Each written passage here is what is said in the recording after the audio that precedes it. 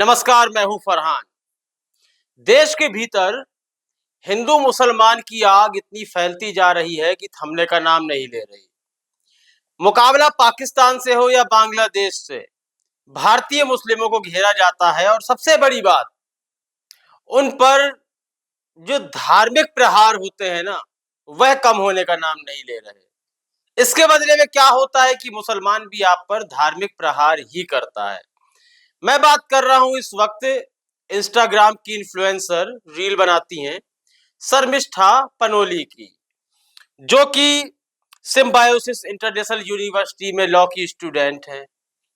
इनके इंस्टाग्राम में करीब 90,000 फॉलोअर हैं।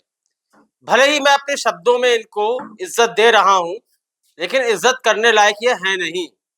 जितनी अभद्र भाषा में इनका नाम लिया जा सके, उतना ही लिया जाना चाहिए। लेकिन मैं कुछ गाइडलाइंस को फॉलो करते हुए इनके ऊपर इस तरह की अभद्र टिप्पणियां नहीं कर रहा हूं, लेकिन इज्जत देने के लायक नहीं है, ये मैं पहले बता दूं आपको। शर्मिष्ठा पनोली ने ऑपरेशन सिंदूर के समय पर पाकिस्तान की आलोचना कर रही थी। करनी चाहिए, जोर शोर से कीजिए, लेकिन साथ ही इस्लाम धर्म के अंतिम पैगंबर नबी सल्लल्लाहु अलैहि वसल्लम पर उन्होंने अभद्र टिप्पणियां की। वह टिप्पणियां मैं बताना चाहता हूं, लेकिन नहीं बता सकता। कहीं ना कहीं भले यह हिंदू धर्म पे हुआ होता कोई, तब भी मैं नहीं बताता। हाँ, लेकिन उसका एक बिंदु बता दूं, जो 72 हूरों वाला सिलसिला चलता है, नबी की शान में गुस्ताखी करते हुए उस शब्द को भी इन्होंने दोहराया। पहले तो यह जान लेना जरूरी है कि हिंदू धर्म के ऋग्वेद हो या विष्णु पुराण हो, तमाम वेद और पुराण में कहीं ना कहीं अप्सराओं का जिक्र आता है और इन अप्सराओं को मनोरंजन की देवी बताया गया है। यह नृत्य में कुशल होती हैं, बहुत ही लुभावनी और सुंदर होती हैं। कई बार इनके लिए कामुक शब्द का प्रयोग भी किया जाता है। ऋषियों की तपस्या को भंग करने में भी इनका योगदान रहा है। कुल मिलाकर आप खुद सोच लीजिए, यह सारी कैरेक्टरिस्टिक मिला दी जाएं तो इन अप्सराओं को आप किस नाम से बुलाएंगे? तो हूर या अप्सराओं के चक्कर में घुसने की आवश्यकता नहीं है, लेकिन नबी सल्लल्लाहु अलैहि वसल्लम पर जब आप टिप्पणियां करेंगी तो आपके ऊपर कहीं ना कहीं मुकदमे दर्ज होंगे। तो इसी के चलते कोलकाता में रहने वाले, मैं आपको बता दूं इनका नाम वजाहत खान, इन्होंने 15 मई 2025 को गार्डन रिच पुलिस स्टेशन में शिकायत दर्ज की।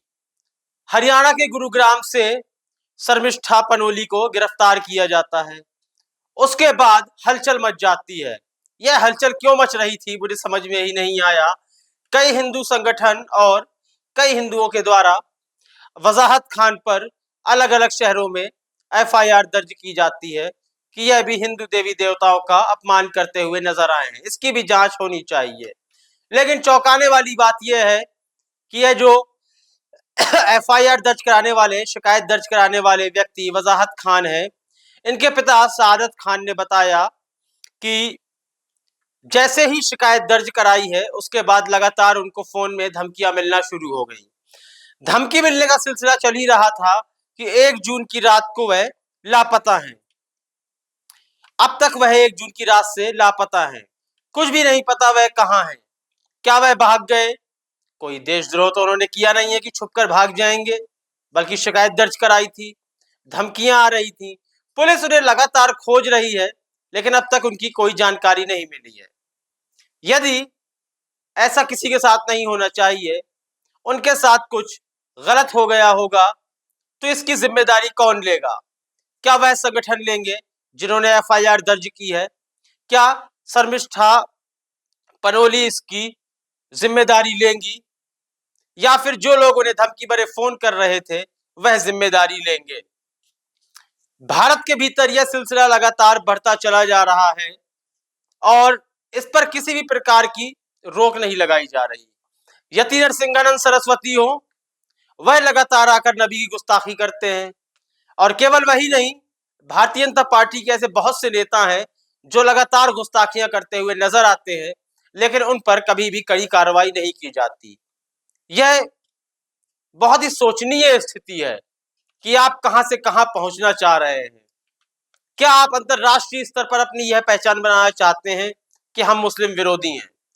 शर्मिष्ठा पनोली हैं, उनके वकील बार बार कह रहे हैं कि उन्हें पथरी की प्रॉब्लम है और उन्हें अस्पताल में भर्ती करा दिया जाए, 14 दिन की न्यायिक हिरासत में है। लेकिन इनके लिए क्या सजा होनी चाहिए? जो सजा इस महिला को मिले, इस युवती को मिले, क्या उसी सजा के आधार पर जो भी व्यक्ति, चाहे वह हिंदू धर्म के बारे में या सिख धर्म के बारे में या ईसाई धर्म के बारे में आलोचना करेगा या विवादित टिप्पणी करेगा, क्या उसे भी इसी प्रकार की सजा मिलेगी या उसे ज्यादा बड़ी सजा मिलेगी? इस संबंध में आपकी राय बहुत ही महत्वपूर्ण है। अपनी राय अवश्य दें। कार्यक्रम को लाइक और शेयर करें, चैनल को सब्सक्राइब करना बिल्कुल भी ना भूलें। तब तक के लिए इजाजत दीजिए, धन्यवाद। देश और दुनिया की खबरों से अपडेट रहने के लिए आप अभी तक न्यूज चैनल को सब्सक्राइब करना ना भूलें और साथ ही हर न्यूज का नोटिफिकेशन पाने के लिए बेल आइकन को भी दबाएं।